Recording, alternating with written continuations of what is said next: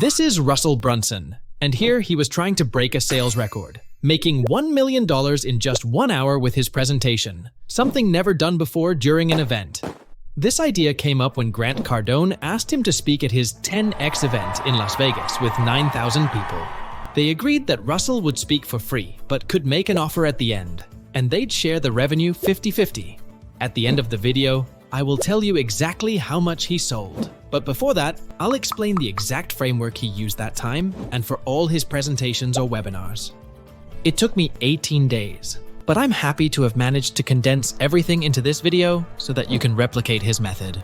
You might not have the chance, like him, to have 9,000 people in front of you at once, but if you have something to sell, you need to watch this. Let's dive in.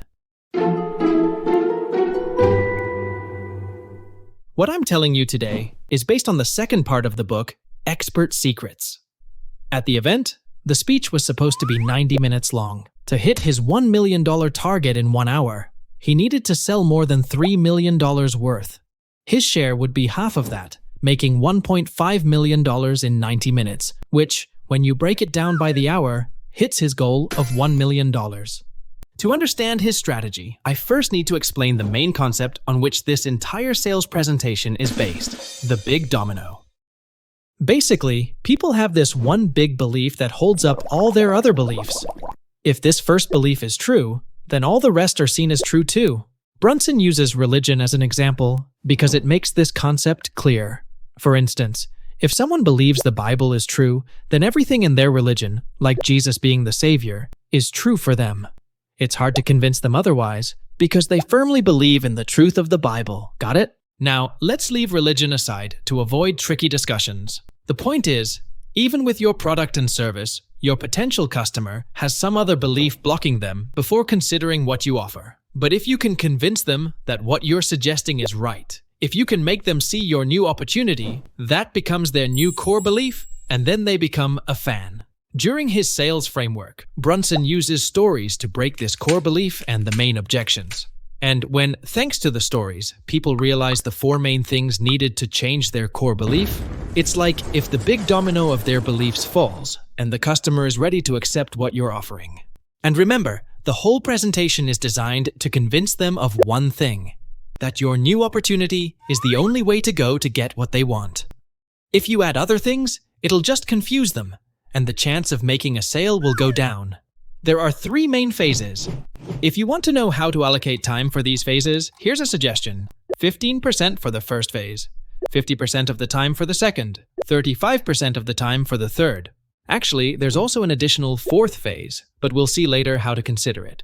His presentation usually takes about 90 minutes, but the same concepts can be used even if you have less time, with the same time distribution across the phases as I've shown you here. Now, let's delve into the details of the sales framework. Phase 1. Introduction and how you discovered your new opportunity. The title. Firstly, you need to create a good title for the presentation. Usually, a good formula is this: how to desired results without thing they fear the most. For example, how to write all your sales letters in 10 minutes without having to hire an expensive copywriter. Or, how to achieve financial freedom through online buying and selling of houses, all without the need to knock on doors. State your purpose.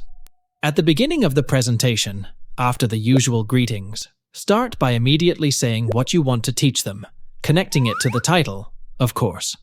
For example, I am going to teach real estate investors, submarkets, how to make money, desired results, with flipping houses on eBay, new opportunity. Blair Warren's formula. Brunson likes to use Warren's phrase at the beginning to immediately create empathy with the audience. I'll show you the phrase again that we've already seen in the first video, and I won't repeat it here. The only additional detail I'll mention here is that Brunson places the point of encouraging their dream as the last step, leading them from disappointment back to focusing on achieving their desired result. Big Domino statement.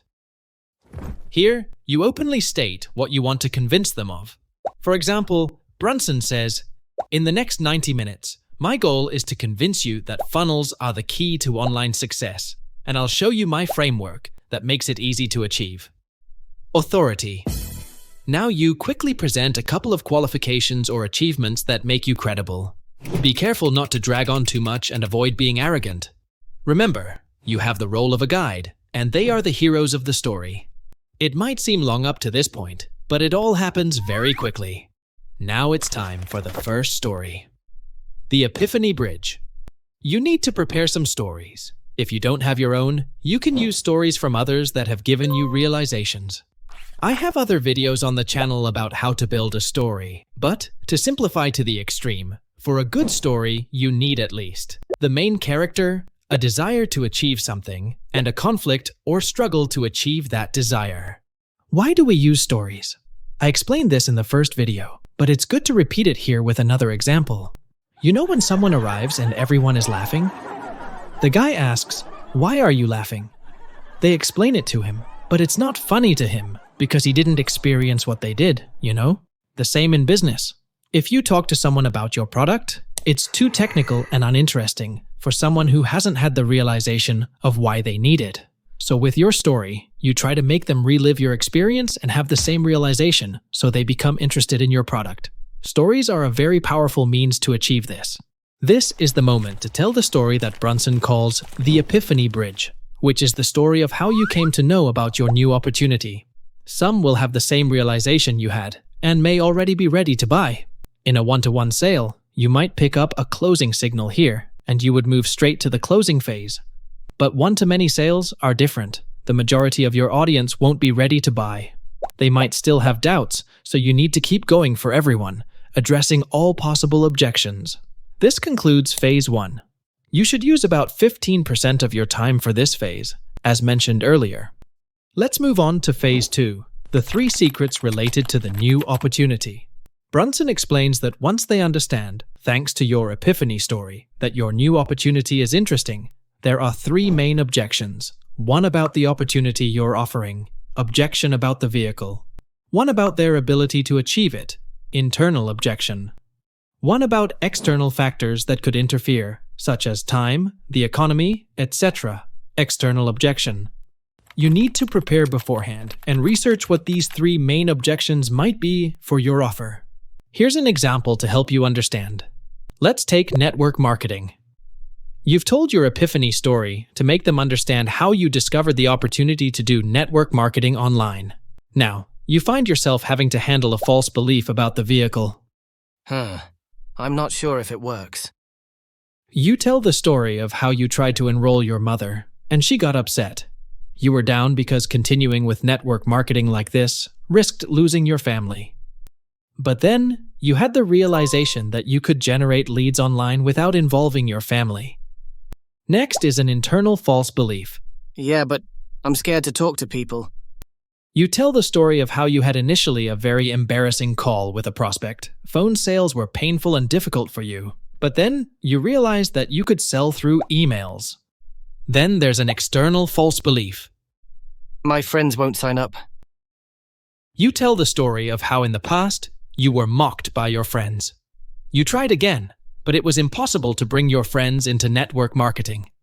You were upset because everyone told you to contact your personal contacts to succeed. But then, you met someone who taught you how to create endless leads online. You get the idea, right? Later, you'll also listen to the example about funnels, so you'll have an additional example. This phase is the longest and most substantial part of the presentation, where you provide your audience with data and help them understand more about what you're offering. It's important that when you're selling, you stay in your role as a seller and resist the temptation to teach or get too technical. If you do, you'll do a disservice to your audience, who might think they've already understood everything from your brief presentation and won't buy your product or service, which is the means by which you genuinely help them with their problem.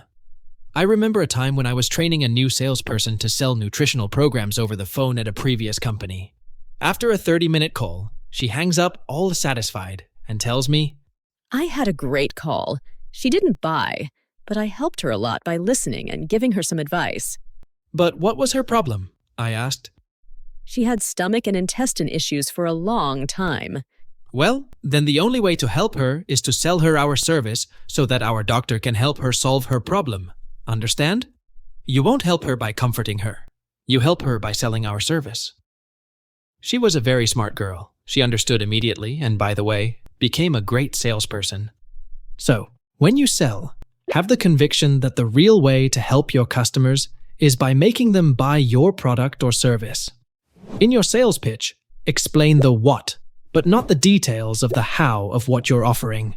The how will be covered in your product or service. You need to keep the desire to discover open, which is the motivation that drives them to buy. Transition to the secrets. To reorient in the sales presentation, we had reached the Epiphany story. After that, you explain that for the next X minutes, you will teach them 3 secrets, and you list them on a slide. For Brunson, this is the slide. Pause the video for a moment if you want to get some inspiration from him on how to write your 3 secrets. The first secret. This secret is based on the false belief about the vehicle. For example, for funnels, Funnels are cool, but I don't understand how they would work for me. you represent the secret, which for Brunson was how to ethically steal more than $1 million worth of funnel hacks from your competitors for less than $100.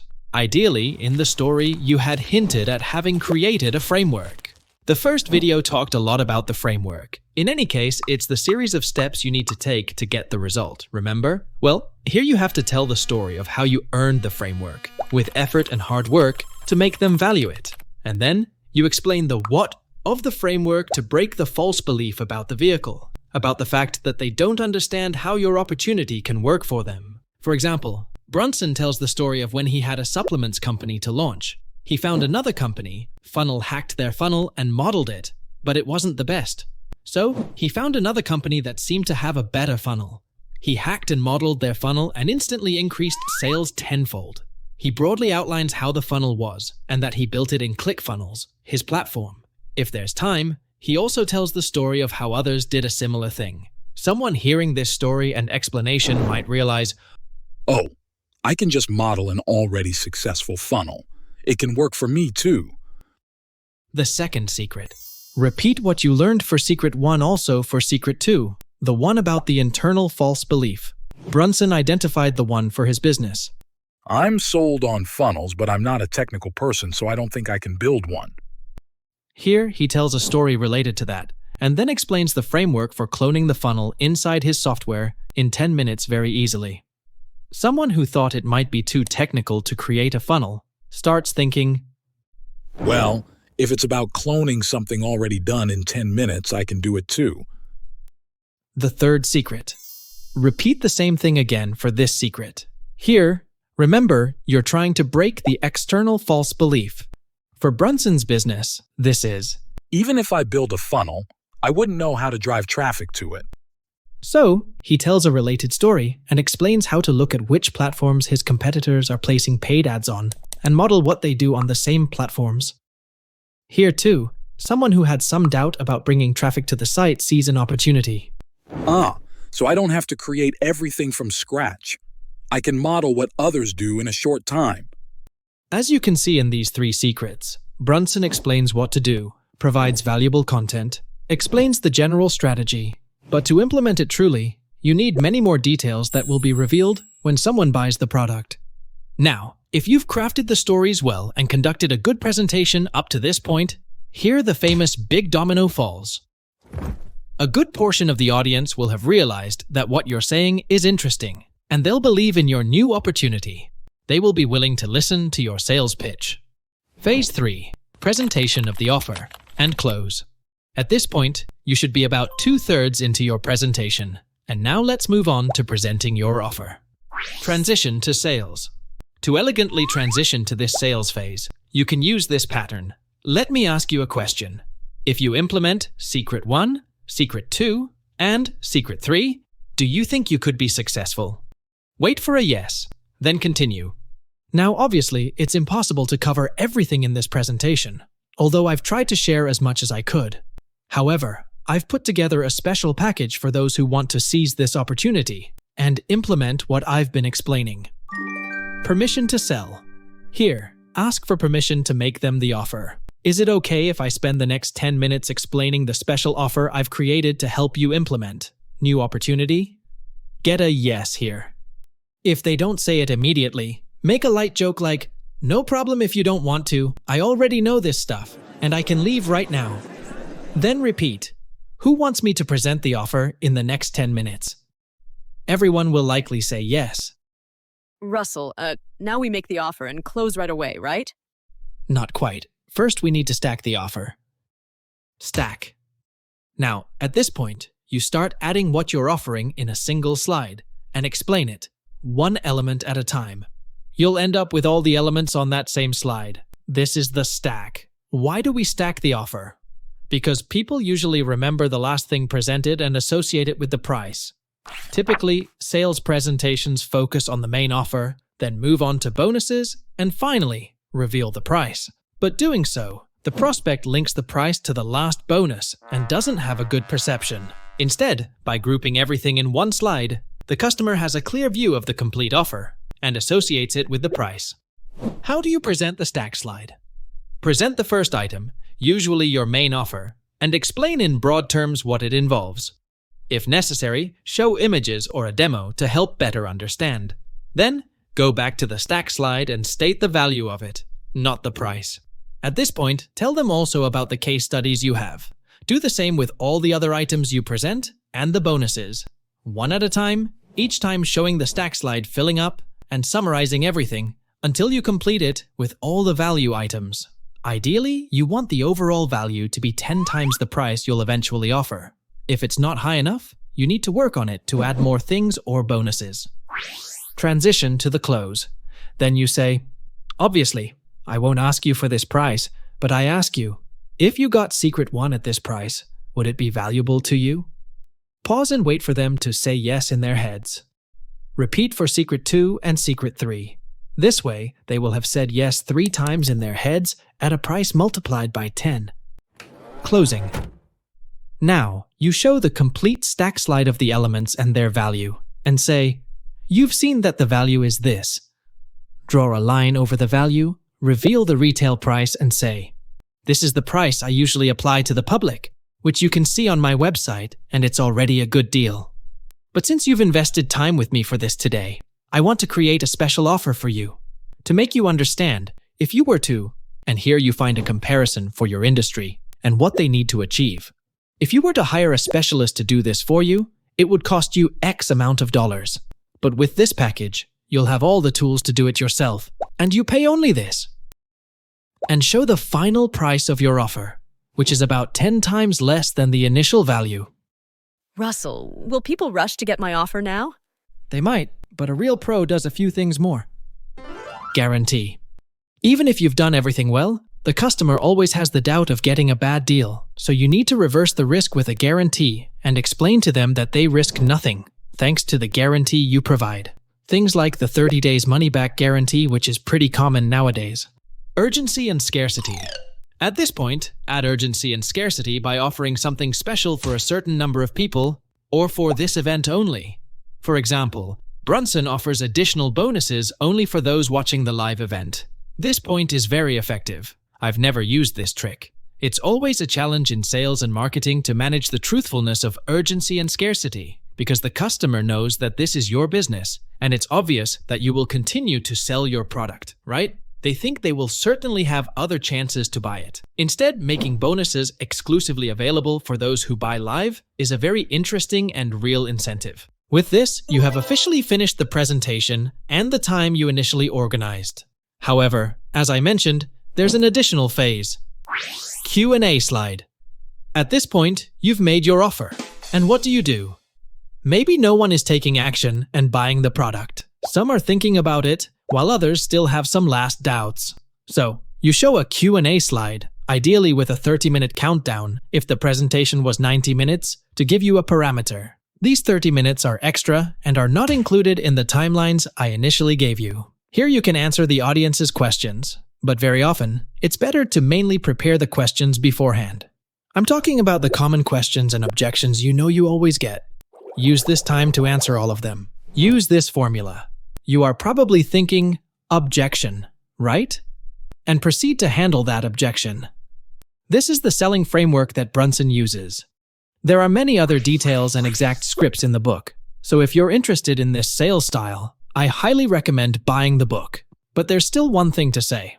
I promised to reveal how much Russell Brunson managed to sell during Cardone's 10x event with 9,000 people, right? Well, he made $3.2 million in sales in 90 minutes. So, the net for him was half, which is $1.6 million. That recalculated on an hourly basis is a little over $1 million. Target achieved. At this point, you should have understood how to structure the presentation, but you might be wondering, how can I create an irresistible offer and stack it properly? For that, you need to watch this video here by Alex Hormozi. I don't know if you're aware, but Brunson was one of Hormozi's mentors, and in fact, you can combine what you've learned in Expert Secrets with Hormozi's book very well.